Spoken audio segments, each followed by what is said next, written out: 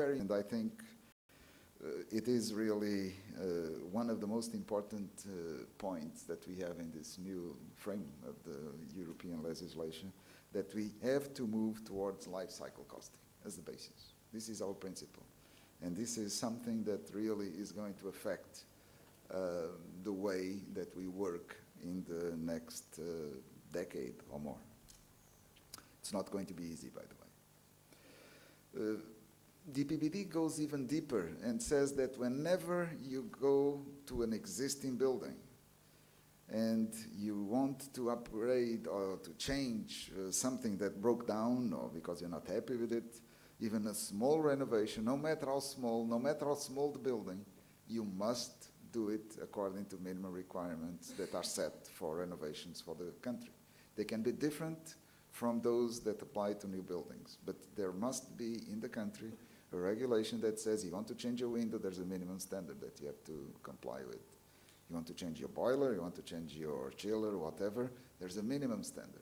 And the countries are supposed to set a minimum standard for any type of renovation that has to do or that has an impact on energy efficiency.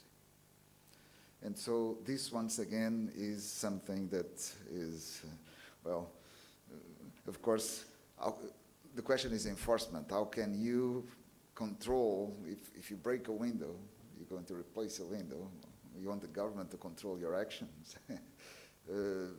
By law, yes, according to I think this is not enforceable in the very small renovations, but at least not easily, but it can be done. It's in the law right now.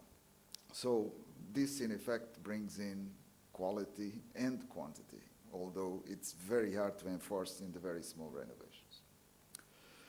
Now, another directive that I listed before is the eco-design, and this is connected to this renovation. The renovation means that you have minimum standards. Where you get them, at least, and this is in the directive, the countries must require at least the minimum according to the eco-design directive. There are limits. So, for example, for boilers, there is a minimum efficiency. Below that, you cannot sell your boiler. So the eco-design directive and follow-up regulations set patterns for all kinds of components for our HVAC professions, things like boilers, pumps, fans, electric motors. There are labels, and the governments, each country has a certain leeway, so we don't all have to follow all the same numbers, but there is a minimum that every country must follow. You can be more, you can want better performance than the minimum, but there is a minimum that you must allow. And therefore, this already exists for these types of components, and there is a huge list. If you go, I don't even dare show it here, but if you go to the site of the European Union that deals with eco-design, you'll see a whole list of products that deal with energy that will have eco-labeling targeted for the next few years. Within the next 2-3 years, there will be a long list of new items coming in with labels.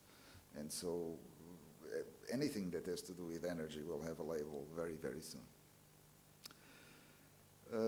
For example, I just decided to put this up just to remind you that sometimes the labels are not so updated. For example, for the air conditioners on heating and cooling, you see the A class, for example, for an air conditioning is a EER of 3.2, meaning that if you have 4 or 5, it's the same.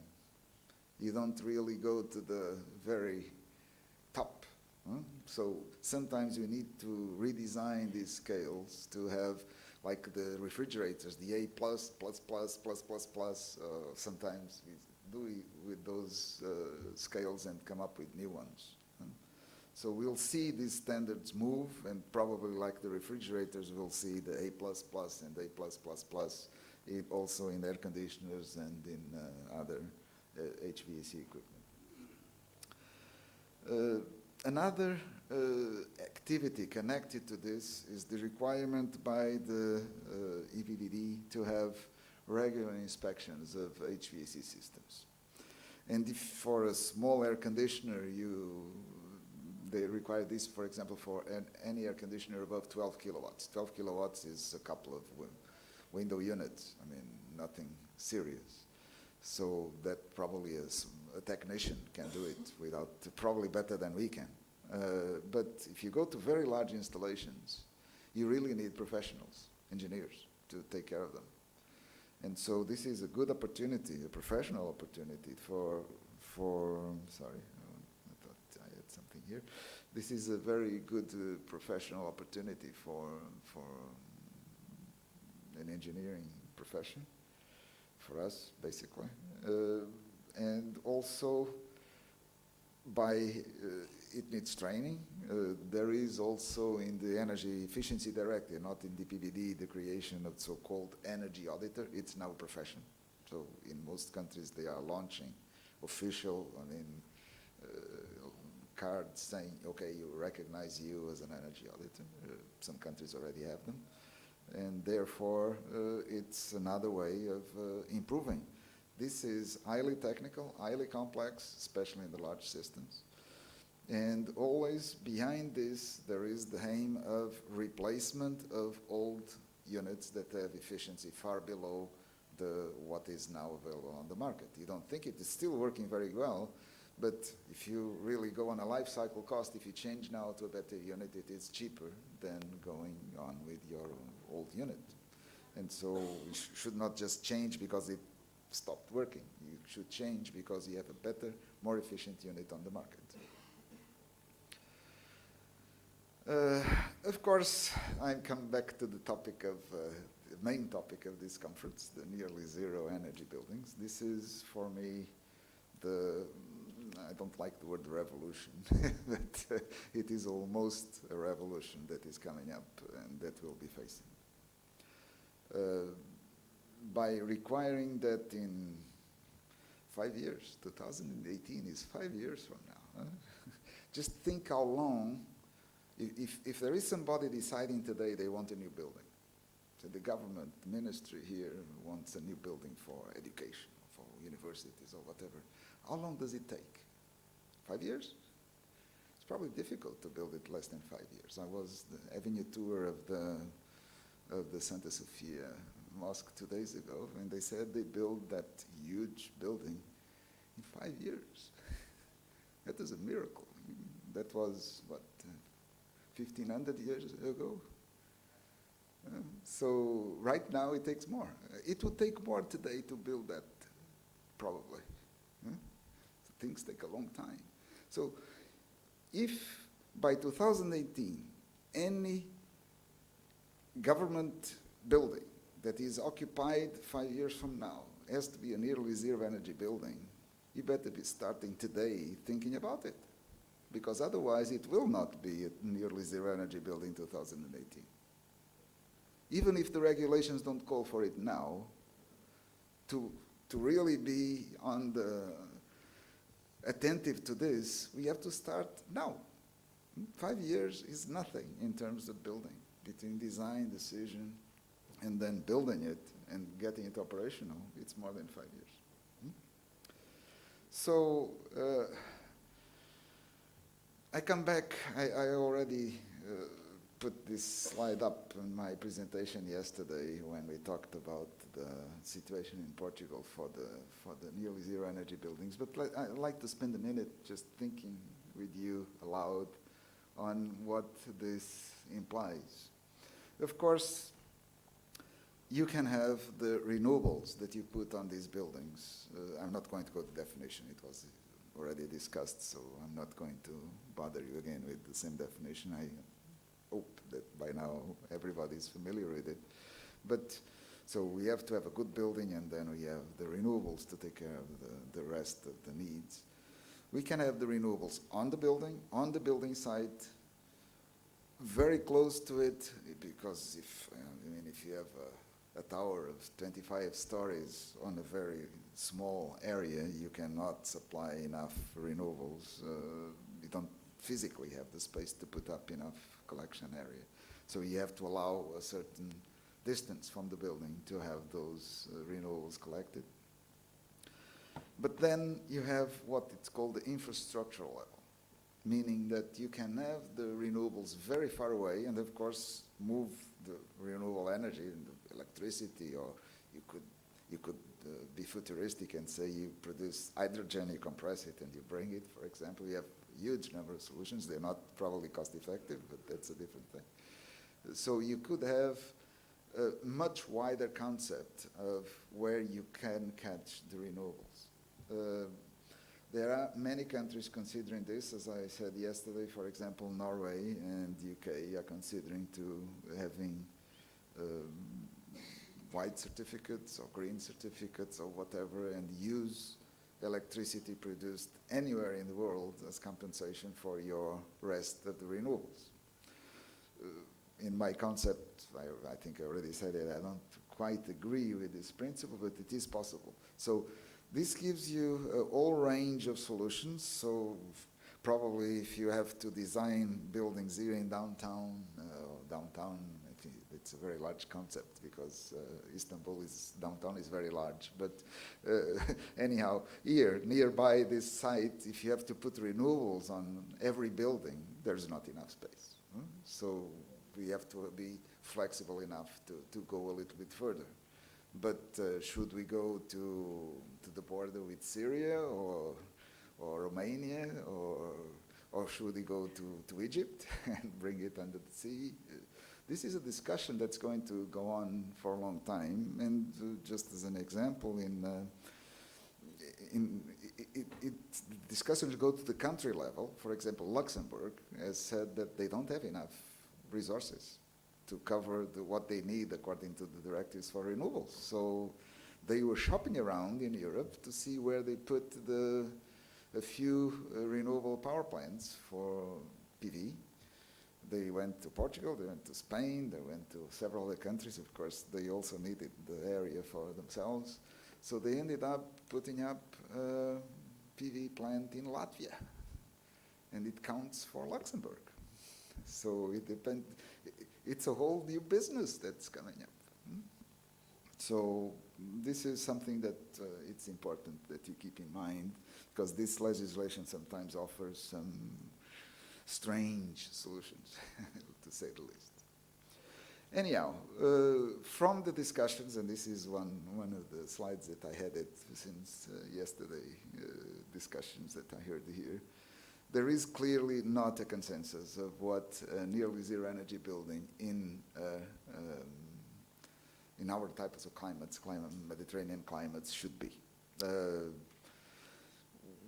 We discussed about insulation, we discussed about inertia activation. These are just keywords that were fluctuated yesterday in the discussion, shading, natural versus mechanical ventilation. So we discussed this. We know these things must be in, but we still don't know. Nobody has worked enough on creating this type of thing. We agreed, I think, that we should not have a north-style building just transplanted to the south with a few add-on gadgets like collectors. No, that's not what we like. And so yesterday during dinner, and I'm going to, where is Stefano? I don't know, maybe he's not coming here, but I will show you something afterwards. For example, just thinking about shading, these are shading solutions that I found somewhere around Europe. We can be imaginative. From the very technological, like in the bottom right, to solutions for old buildings. Okay, maybe some architect will be very frustrated to see in this top left corner image. But personally, I like it as a solution. It's a pragmatic and practical solution. And so we can always find a solution for a problem. And we need shading, so if we don't have shading, we have to find a solution. If we don't find a solution, the consequences can be overwhelming. I mean, this is exactly what we do not want to have. Or if an architect forgets to put a shading device, this is in my hometown, I found this building, it's a marvelous example. An architect decided that he didn't want to put a shading device there, and the occupants put in a shading device, and you see what the final result was. I mean, I wouldn't like that near me, but people will come up with a solution. And so we might as well think that they're going to need that and do it beforehand much better. And this is the role of us as designers to help our clients, architects, for example, to do it right. So yesterday over dinner, we decided to write the Istanbul Declaration. I mean, Ahmet Haritz was there, and we were there. We had the RIVA teams from Portugal, Spain, Turkey, France, and Italy present. And we signed, it's signed, somebody's going to circulate it afterwards. I didn't have a scanner with me, so I could not bring it. But we decided to create within RIVA a task force to produce a clear proposal for what we collectively want to have as a nearly zero energy building for the Mediterranean area. And we'll hope that it will be launched soon, and in a year or so, we'll have an idea of what we want. Huh? Because it's very easy to say we do not want what the Scandinavian people, sorry Björn, are telling us that we should have as nearly zero energy building. Fine, we can accept that, but they will tell us, yes, okay, tell us what we want. Okay, this is our response. We'll try to come up with a solution, a proposal. Like any proposal, it will be controversial, I'm sure, so at least there will be a proposal, something we can start discussing about. Anyhow, I also decided to put these new terms here that Francis introduced to us yesterday morning, like the NZERB. I included now the NZEMB. I can't even pronounce it. But we have retrofitted buildings and new buildings. We need to have both types into our HVAC activities. And so we will definitely require a major upgrading of skills. And this brings me to the next issue, which is training and barriers. We have right now good set, I mean, we have good professionals, but there are sometimes we see that professionals are slow to adapt, to change especially. They're used to doing something, so we need to somehow keep them active in our way. And so at the EU level, already 2 years ago, they came up with the so-called Build Up Skills Initiative, which I think also is, Turkey is also taking part of it, and every country in Europe is taking part of it. We still have not seen many results, but the results are coming very soon. I already seen the report, and I'm going to go through the major items next. I would just like to say that for this, we also need financial instruments. I'll come back to that afterwards, but I didn't want to miss this point right here. So, build up skills. Right now, phase one, it's targeting the workforce, not the engineering or architectural. But phase two will be for designers. It's coming up end of this year, beginning of next year. So be ready, because the EU is going to launch an initiative for build-up skills for architects and engineers. We need also to have continuous education. Right now, what the European Commission asked for is a national roadmap for training the workforce, and then for the designers. And let me tell you what the most challenging aspects will be in the report that is coming up at the end of this year. These are the items that were identified as the most difficult to handle, that they are posing that there are not enough people capable of building correctly and tackling all these issues. And you'll see that, of course, there are some things that are probably, well, I was going to say wooden houses are not very popular in the south, but then you tell me that here in the Bosphorus they are probably the most expensive ones that you can buy. So they apply everywhere. But on the other hand, you see controls, you see ventilation, you see HVAC maintenance, commissioning, efficiency of heat pumps, boilers, coupling, renewables with the conventional equipment. So all these are things that we don't have enough qualified workers to do. And without these, how can we have nearly zero energy buildings? So countries are going to be requested to set up training facilities, schools, and other things, to come up with enough people. I mean, a large country needs more, a smaller country needs fewer people, but we need to have qualified people to tackle all these issues. And don't forget, this is phase one for workers. Next is phase two for designers, so engineers and architects will also be asked to, on a different level, tackle all these issues. Because the workers just do what they are told.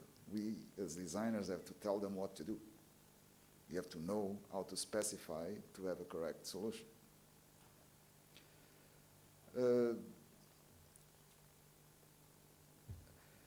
The next, and I think close to the last part of my highlights, is related to the energy performance certificate. This is something that is becoming more and more important in our lives. The new directive sets quite stricter quality controls and improvements in the way it is being implemented by the countries. It also introduced one very important aspect, that now before you start advertising a building for sale, for selling or for renting, you must say the label of the building in the first advertisement that you publish. So you must have the label before you even start to put the house on the market. That is extremely important.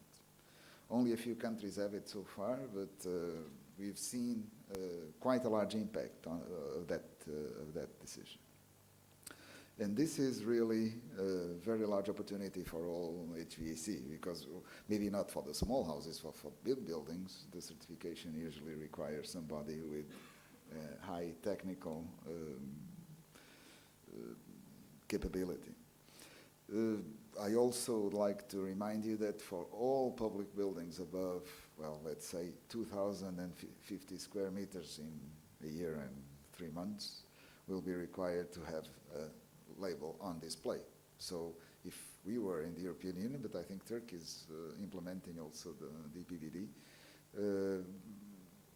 coming into this building, well, this is an historical building, so it's probably not the best example, but going to the hotel next doors, we'd have to see the energy performance certificate on display as we go in. And if you have a very bad certificate that puts some pressure, this is bad, you should do something about it. That's what the objective is.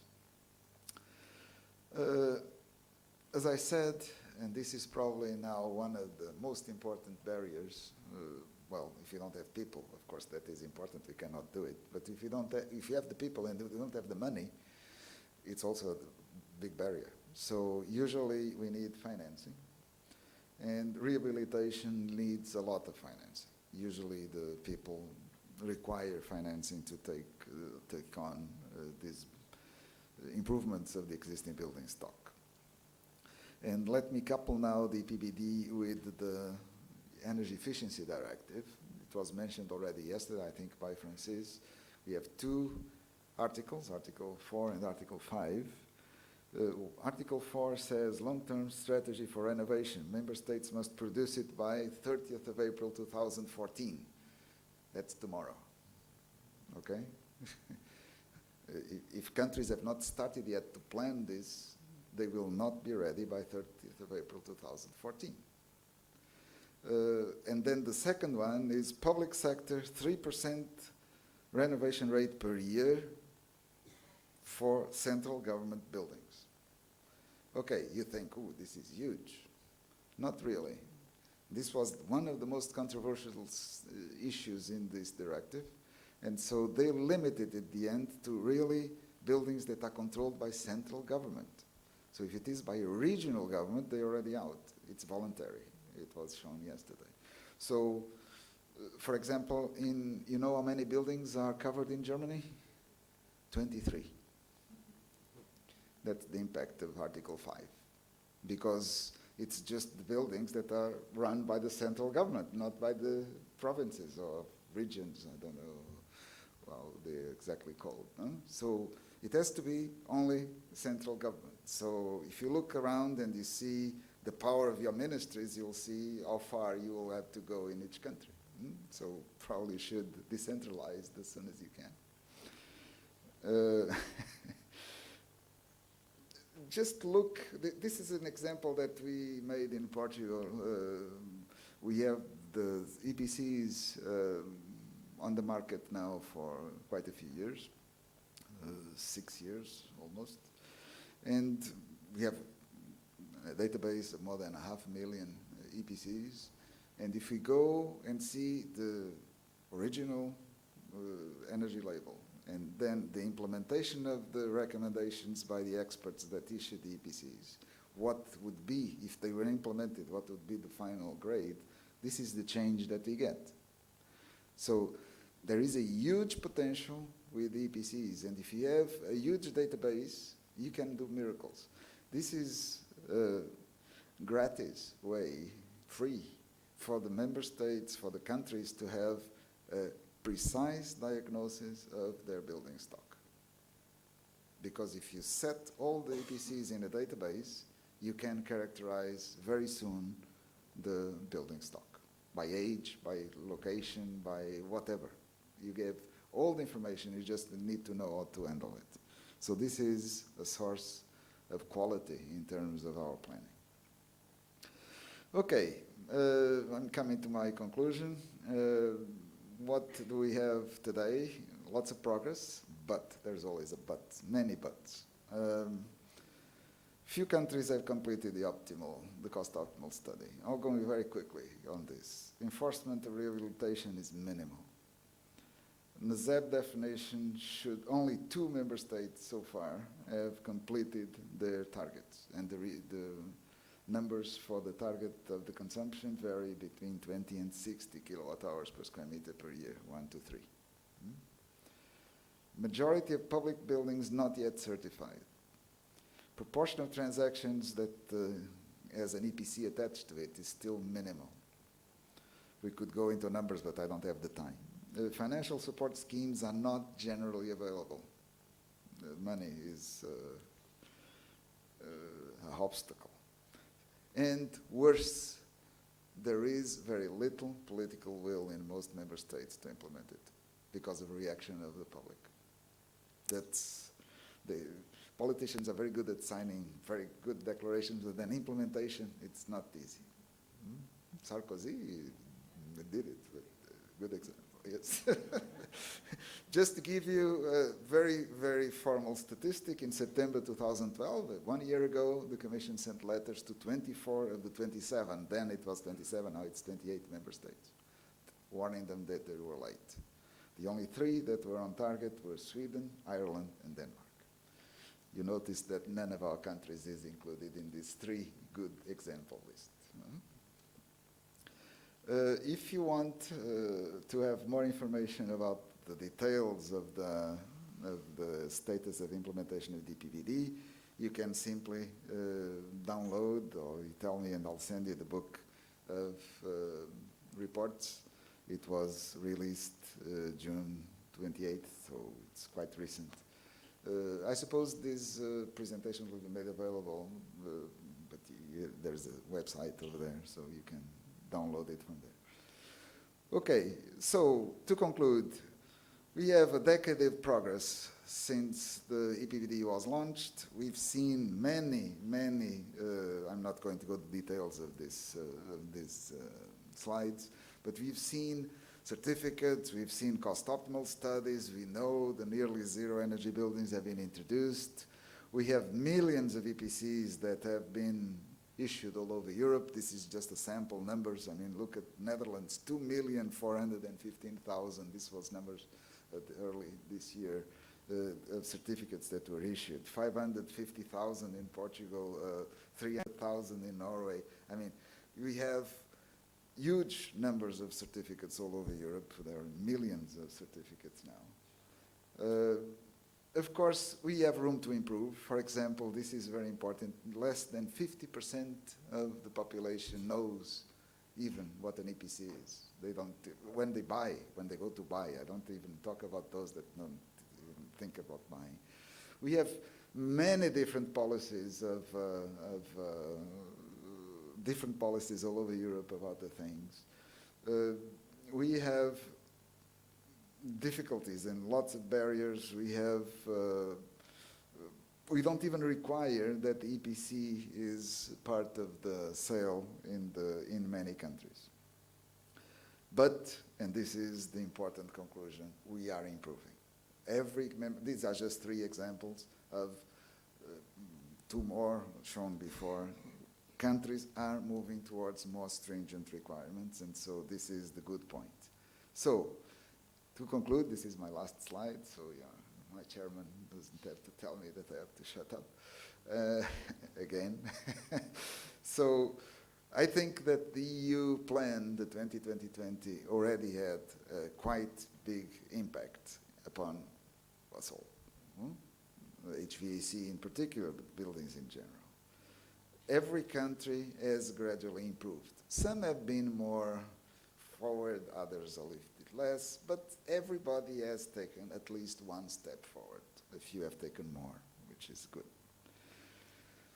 I think that whatever happened so far is minuscule compared to the next challenge, the nearly zero energy building. This is going to be really a major shift. I even dared write the word revolution in the slide. And I think this is going to affect the way we work.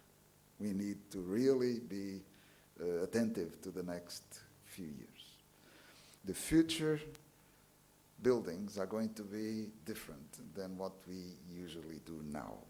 We will not be able to design the same way 5 years from now that we do today if the plans are kept. Maybe 5 years will be a little bit extended, but it won't be that far. And so my message is we should be attentive today, because the future may not be tomorrow, but probably it is the day after tomorrow. Okay? Thank you very much.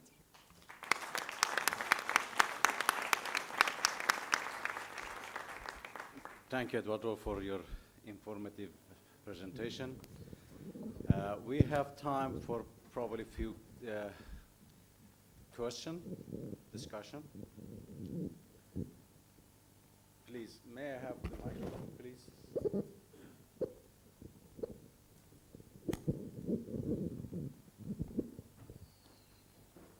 Ben Türkçe soracağım sorumu Bay Eduardo'ya. Can you...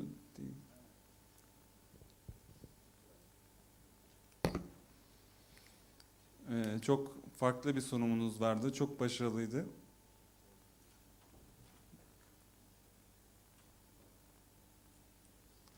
Çok farklı bir sunumunuz vardı, çok başarılıydı. Şeye bakar mısın?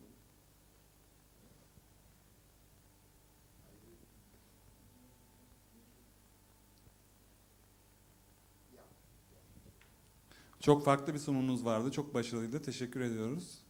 Özellikle bizim sektörün HVAC tarafının pazarlamayla ilgili de pekiştirerek siz bu sunumu gerçekleştirdiniz. Bizim üniversiteden arkadaşlarımız var bu sempozyuma katılan. Özellikle o arkadaşlara önereceğim bir şey, yani işletme, pazarlama konularında da bilgi sahibi olurlarsa benim ne demek istediğimi çok iyi anlayacaklar. Ben şeyi soracağım, her şey enerji üzerine odaklanıyoruz. Siz enerji fiyatları ile ilgili bir projeksiyon çizseniz, Bay Eduardo olarak ne çizersiniz?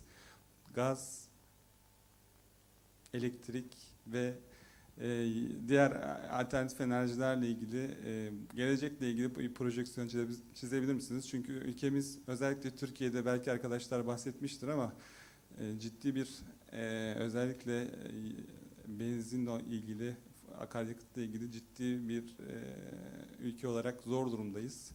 %70 gibi yaklaşık bir oranda devletimize vergi olarak veriyoruz. Bu enerji fiyatları, özellikle benzin, akaryakıt ve doğalgaz, bunlarla ilgili düşünceniz nedir? Bir de nükleerle ilgili Türkiye'de henüz yok ve başlamadı ama başlatmak istiyorlar. Bay Eduardo olarak soruyorum. Siz nükleere karşı mısınız, değil misiniz?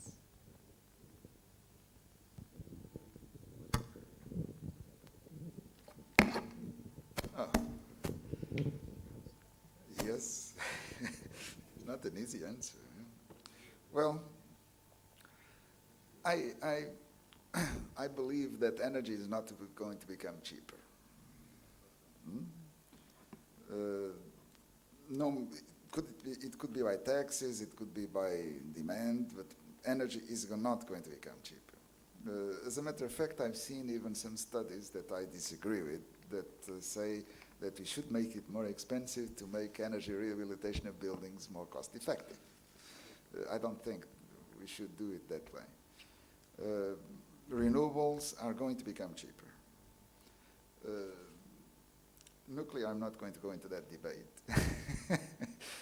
I'm not against nuclear. I could live with it very well. I would prefer to have other alternatives if I could. But I don't say I'm completely against it, no. But they're dangerous, yes, they are. I'd prefer not to have them. Maybe we can hope for fusion when they say 2050, so I probably won't be here to see it, but maybe I will, I don't know. We'll see. Regarding prices, the only thing that I can tell you is that I'm not going to give you a prediction. The Commission has, for example, for the cost optimal studies, has set a line, a trend. The trend points to an increase at about 5–10% over the next 10 years. I think it's low. I think it's going to be more than that. I would dare say it's going to be a lot higher than that. But don't ask me to be futuristic, otherwise I'd go into the stock exchange and make a lot of money. But I think that you should be prepared to go to much higher prices. By the way, in the cost optimal studies, you can have two options. You can have the option of the purchaser, the user, and you can have the option of the government.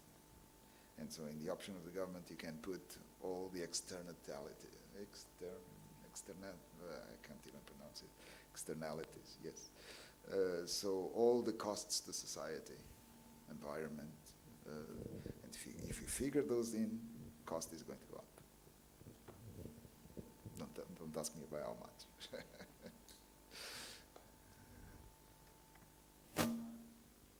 We have time for one more question.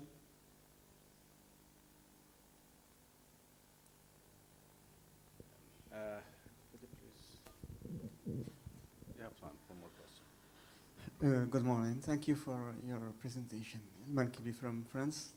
You talked about your initiative with Stefano, and I'm wondering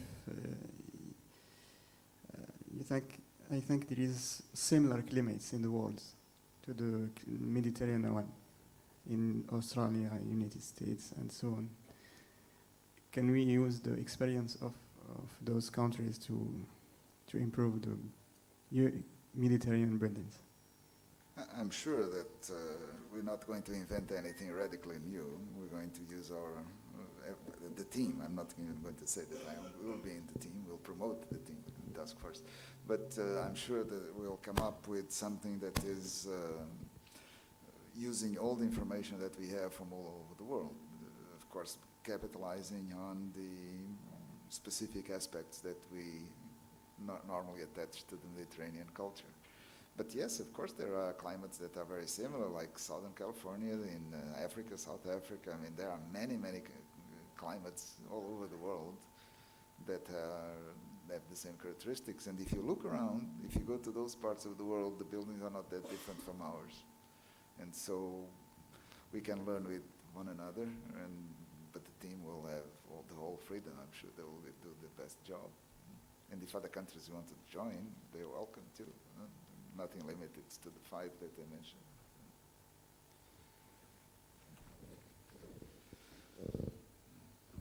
Thank you, Livia Mazzarella from Italy. Just very short provocation according to what you have said before. No, one important point, I believe it's professionals. And then the problem is, when you think about European common qualification. That's a tough issue. If you ask the European Commission officials what they like, They would like to have the same, any European professional recognized in any European country being able to circulate. And there is even a directive for that, that if you are recognized in Italy as an engineer, you will be able to be an engineer all over Europe. That is the law, the theory. Then, of course, member states usually come up with small details, like you have to speak Italian if you want to work in Italy, or in Portugal you have to speak Portuguese, or no local regulations, and the regulations are different. So, in practice, there are some blocks that are thrown in your way before you can become an engineer in a place that you are not originally from. And we've seen that, if our Spanish colleagues allow me, we've seen that even within countries, like in Spain before, not now, apparently the problem is solved, but if you were an expert in Catalonia, you could not be an expert, that is, you could be, but you have to take another exam to become in another region. So they have different legislation in each region. So all those obstacles exist. We need to do without them. But we have to realize that if we don't have a common European regulation, if the law is different from member state to member state, at least you must know the local regulations and be familiar with them. And so that is the next dream, to have a single European regulation, but it's so difficult. Do we want to have the same regulation in Stockholm and here in Istanbul? That's the big question, the big debate. I don't think probably we will. And I think probably we'll have to take small steps towards the final goal. It's like the standard. Probably Bjarne is going to talk about that after the break, the new standard. Do we want a uniform standard that applies to whole Europe, or should we allow a margin for variations like the Mediterranean shade that we want for our nearly zero energy buildings?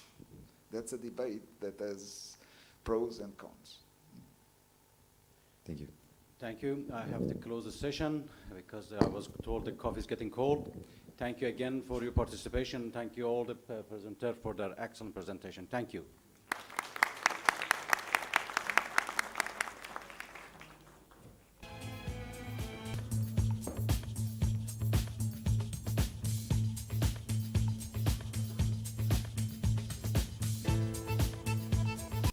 Ladies and gentlemen,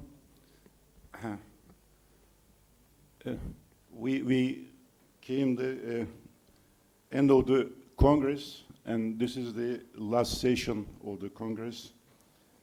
And we have a keynote speaker in the session, and we have also two more presentations.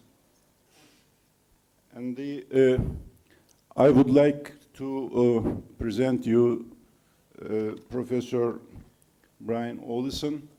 It is a privilege and honor for me to present him to you. And please welcome.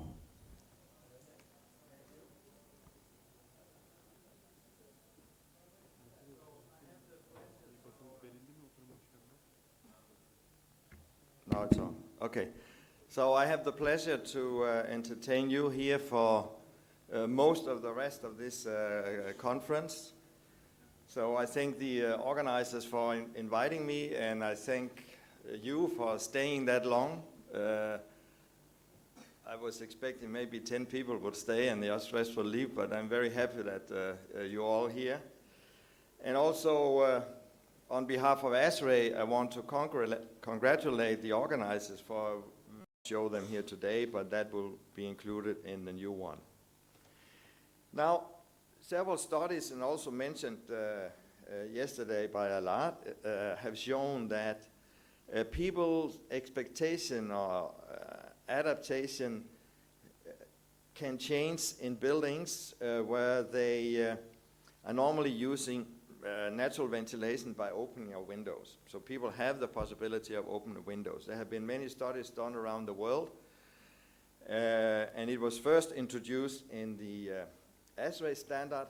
So the requirements to the temperature range And it's important to notice here that it's the operative temperature, like the other temperatures I showed you, depends on the outside temperature.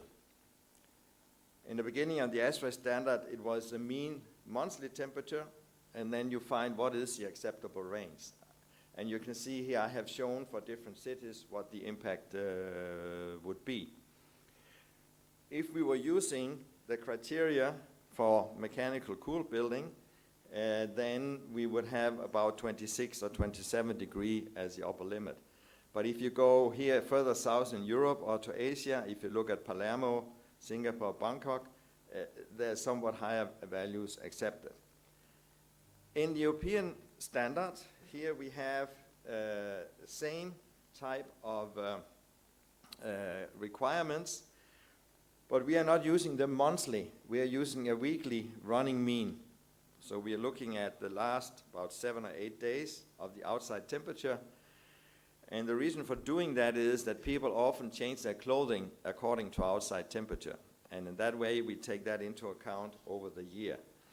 And it's only for the summer season. For the winter season, we do not have that adaptation. So it's for the summer season and when you are using cooling. So the acceptable range, again, will depend on the weekly running mean outdoor temperature. So it's not the peak outdoor temperature, it's an average, which are important to be aware of. If we now look at what's the impact, I have shown here some values for the indoor operative temperature over mainly in the summertime here. If you look the ASHRAE method or the European, the blue line is ASHRAE, which is more smooth because it's a monthly average. They are going to change it now to a weekly. I think they have changed it. And European is a weekly average, so you have the green and red line. You see you have some more variations. But for Copenhagen, if you compare with what our criteria is for category 2 for mechanical cool building, you see the maximum is about the same, 26 degrees. But in spring and fall, the adaptive approach requires lower temperature than we do when the building has mechanical cooling. This is something does that make sense? Is that something we have to discuss? Because most people, they think if you use the adaptive approach, you can accept higher temperature. But that's not always the case. Because if you go to Rome, you see the maximum temperature would be about, acceptable be about 28. Now in Japan, they have introduced what they call cool bis, and now what people now don't have to have a dress code in building. They can wear short sleeve shirt in summer. So they allow a higher temperature. But they have done studies now also to look at the performance of people in the field studies.